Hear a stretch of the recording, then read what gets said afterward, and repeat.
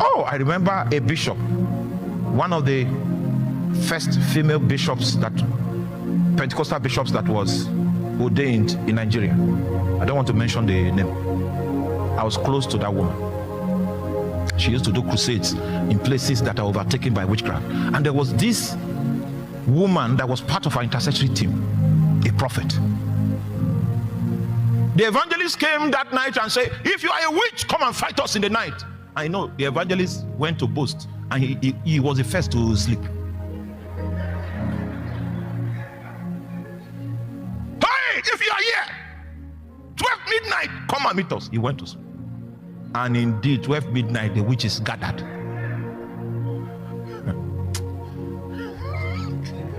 It was that lady, that chief intercessor, one very unassuming woman. She sees why she's sleeping. And she rose up with a shout.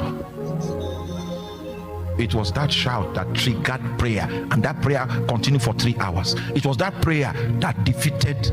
This place I'm talking about is in Edo State, but I don't want to mention the name because Rufus will know the place. Pastor Rufus will know the place.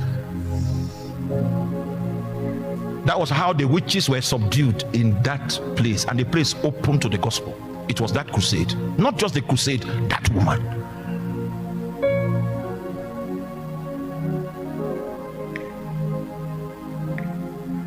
Sometimes he cries through you. Allow him cry. Allow him cry. It's not every day that your tongues are sweet. You know you want it to be sweet, so you are coordinating it. Continue with the sweet one if there's no challenge. But may you not be under pressure to maintain decorum when there is a war, because the Holy Spirit has expressions that are beyond your imagination. That woman's cry saved all of them, because they wanted to kill everybody, including the evangelists. Because the evangelists had boasted, they now said they won't sleep inside, so they took their mats and put it on the field and were sleeping on the field. It was on that field that this thing I'm telling you took place. They cry. They cry. There's a way that cry sounds. If you hear it, even your own spirit too will be lit. It's not a cry from the flesh. A cry. A cry.